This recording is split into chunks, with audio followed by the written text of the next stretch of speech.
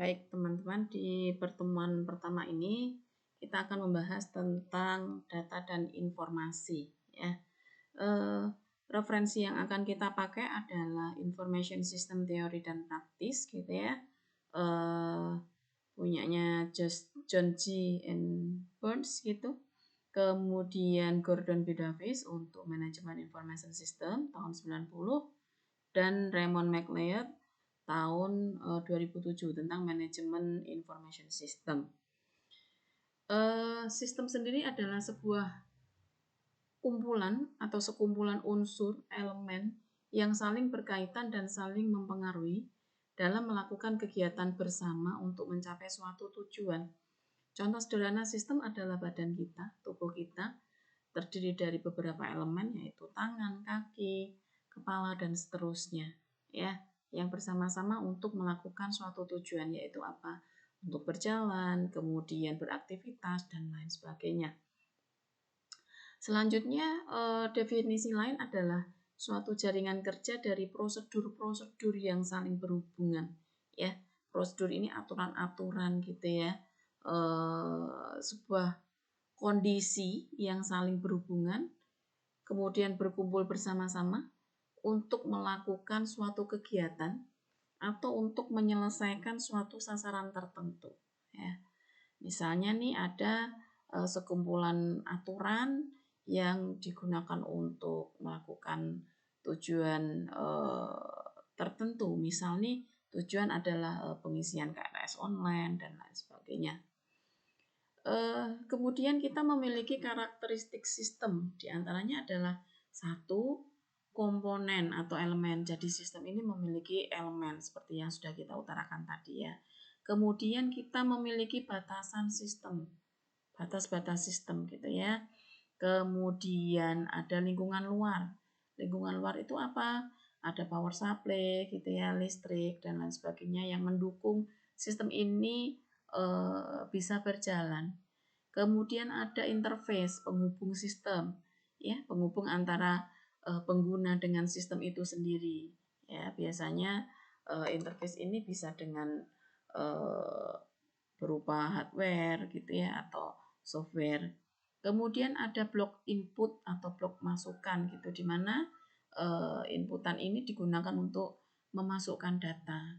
Kemudian ada juga blok pengolah atau proses, kemudian ada blok output atau keluaran dan blok goal atau sasaran gitu ya.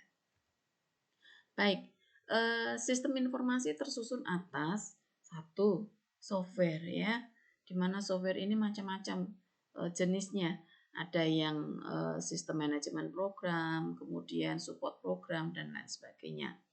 Kemudian ada aplikasi, software aplikasi gitu ya, merupakan sebuah software yang tujuannya secara umum ini untuk menopang sebuah kegiatan gitu ya. Kemudian ada juga yang program yang spesifik, misalnya untuk software yang digunakan untuk pengembangan gitu ya, Java, C++ dan lain sebagainya. Kemudian ada juga hardware, sistem tersusun atas hardware ya, CPU, monitor, keyboard, printer dan lain sebagainya.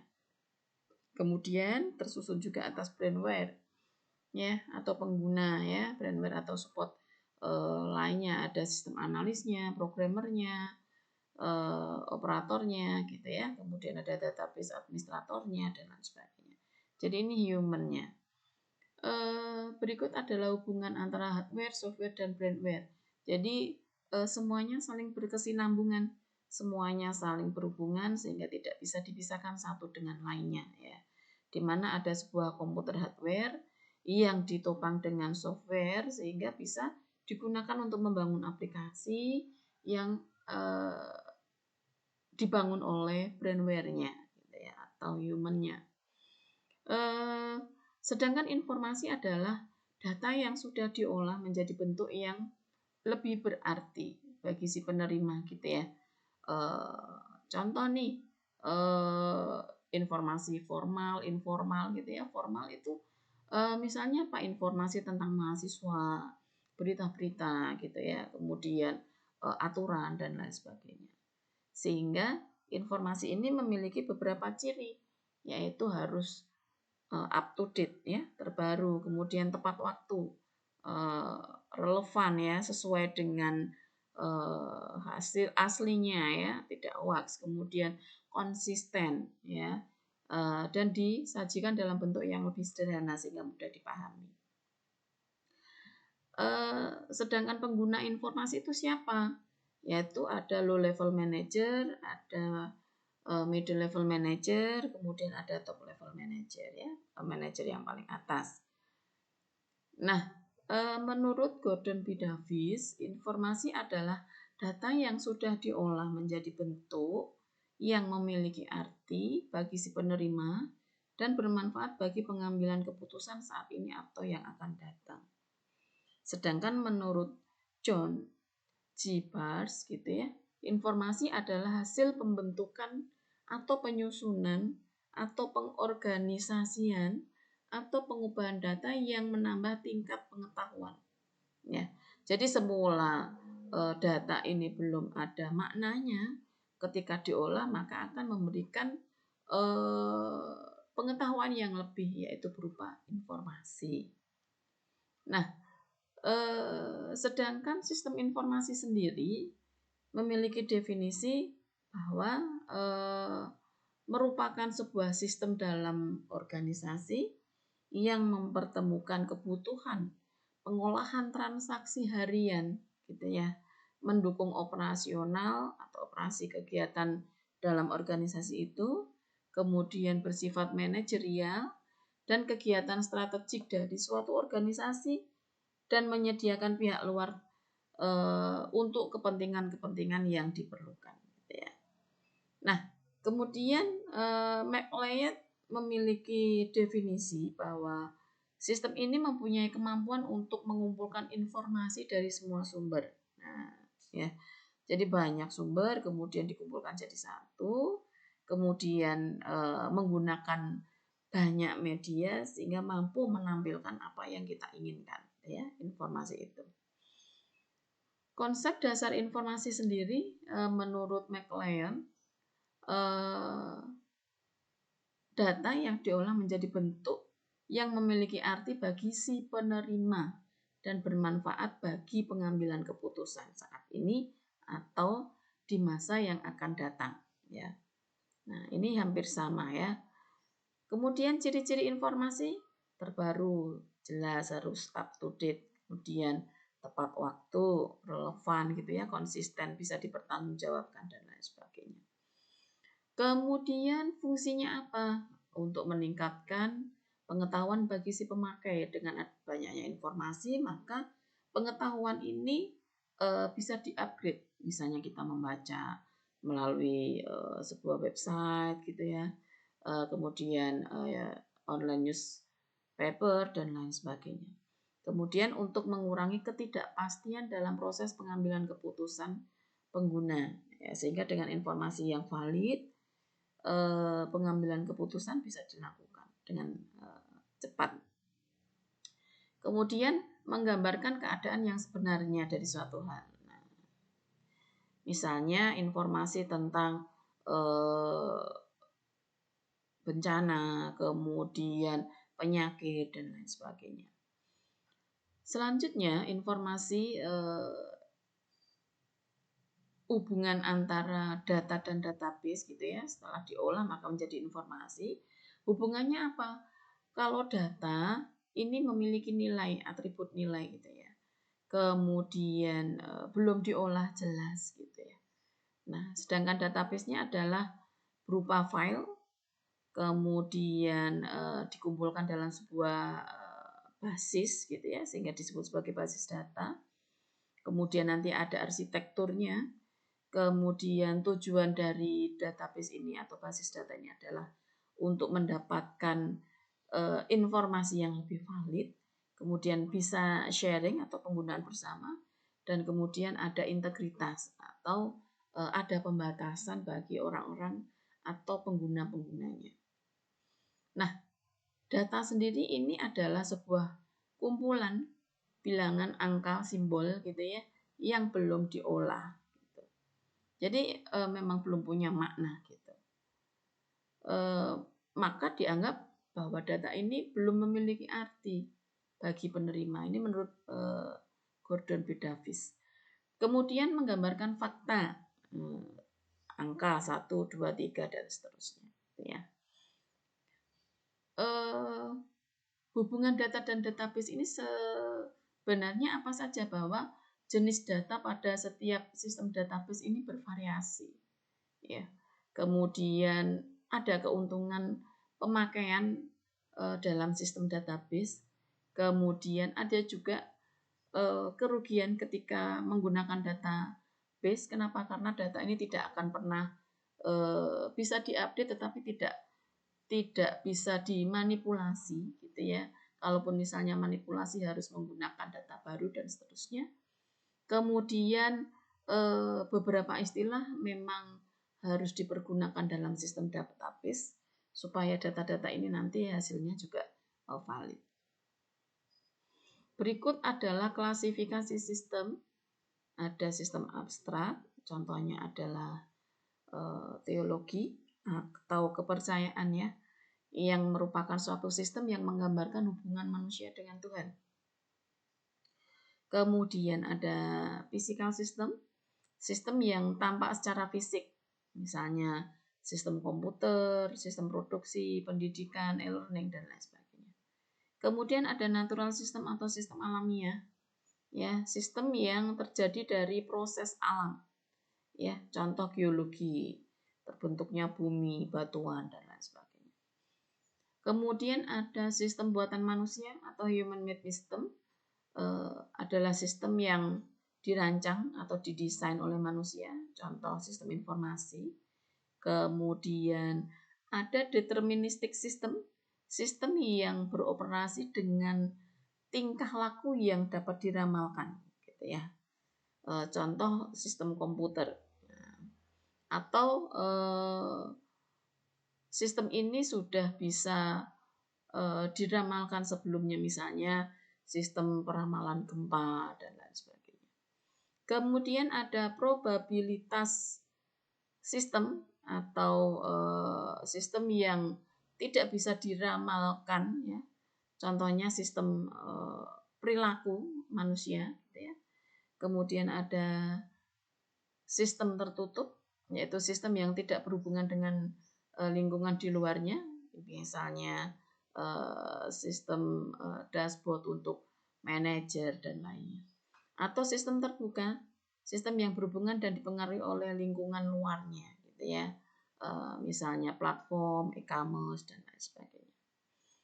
Berikut adalah konsep dasar sistem. Nah, menurut Gordon B. Davis, bahwa sebuah sistem terdiri dari bagian-bagian yang saling berkaitan ya, sudah diungkapkan tadi. Kemudian bisa dianggap bahwa himpunan dari unsur yang saling berkaitan gitu ya, sehingga membentuk satu kesatuan. Menurut Jerry Fitzgerald, sistem adalah jaringan kerja dari prosedur-prosedur yang saling berhubungan. Ya, misalnya sistem pembayaran SPP di sebuah universitas, maka banyak prosedur. Prosedurnya apa? Prosedur untuk registrasi, prosedur sebagai mahasiswa baru, kemudian baru melakukan pembayaran dan seterusnya. Kemudian dari beberapa yang di atas disimpulkan bahwa sistem adalah kumpulan elemen yang terdiri dari manusia, mesin, prosedur, dokumen, data atau lainnya yang terorganisir dari elemen-elemen tersebut untuk mencapai suatu tujuan. Nah, ini karakteristik sistem tadi sudah ya, punya komponen dan lain sebagainya. Kemudian contoh sistem, ini hardware, software gitu ya. Nah, ini menurut pakar sistem tadi sudah ya, konsep dasar sistem juga sudah tadi.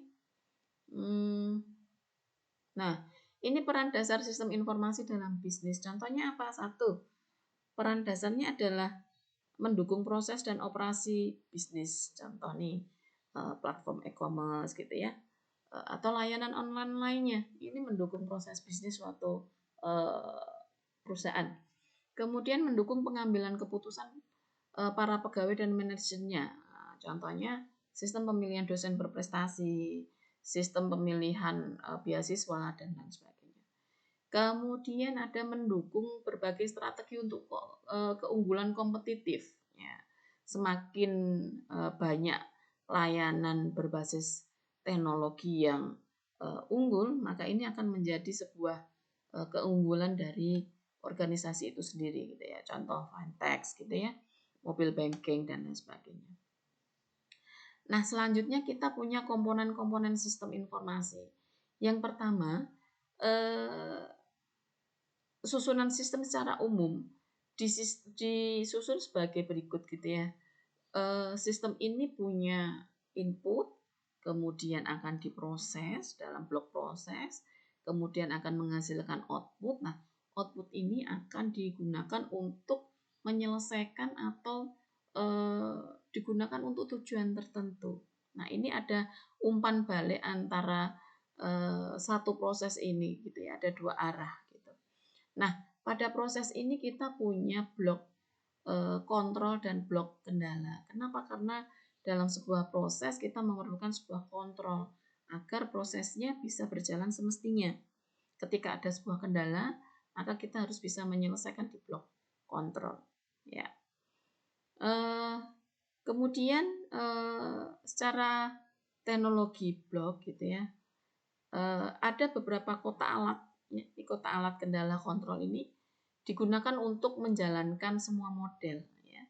Menjalankan, kemudian mengakses data, menghasilkan dan mengirimkan keluaran serta membantu pengendalian secara menyeluruh, ya. Ada umpan baliknya. Nah, ini adalah komponen sistem informasi. Ada input, model, output, kontrol, teknologi, gitu ya. Ada database. Berikut adalah blok model, di mana model blok ini terdiri dari kombinasi prosedur, ya.